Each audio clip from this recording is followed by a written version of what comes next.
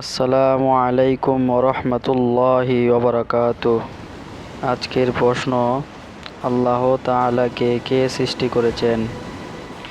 যখন নাস্তিকদেরকে জিজ্ঞেস করা হয় যে তোমরা আল্লাহকে বিশ্বাস করো, তখন তারা একটি উত্তরে দেয় যে আল্লাহকে কি কখনো তুমি দেখেছো?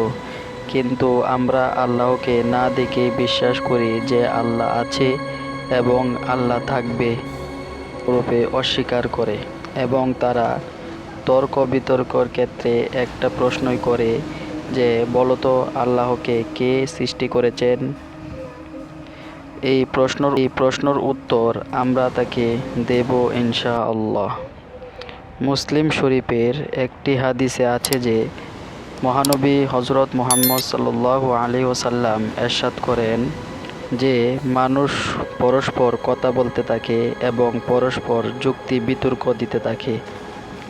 এক পর্যায়ে মানুষ বলে যে এটা আল্লাহ সৃষ্টি করেছেন, এবং অনেক মানুষের মনে একটি প্রশ্ন জাগে যে আল্লাহ তো সব কিছু সৃষ্টি করেছেন, কিন্তু আল্লাহকে কে সৃষ্টি করেছেন? প্রশ্নের উত্তর আমরা এইভাবেই দিতে পারি যে প্রত্যেক সৃষ্টিরই স্রষ্টা আছে, কিন্তু স্রষ্টার কোনো স্রষ্টা নেই। কারণ স্রষ্টার যদি কোনো সৃষ্টিকর্তা থাকেন তবে তিনি কোনোদিনই স্রষ্টা হতে পারবে না।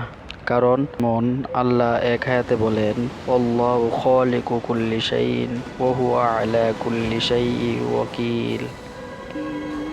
অর্থাৎ আল্লাহ সব কিছুর স্রষ্টা এবং তিনি সব কিছুর মালিক। সূরা জুমা আয়াত ৬২। এর আলোকে আল্লাহ সূরা ইখলাসে সুন্দরভাবে আলোচনা করেছেন। অর্থাৎ বলো, আল্লাহ একক ও অদ্বিতীয়, আল্লাহ অমুখাপেক্ষী, তিনি কাউকে জন্ম দেন না এবং তাকে কেউ জন্ম দেয়নি, আর কোনো কিছুই তার সমতুল্য নয়।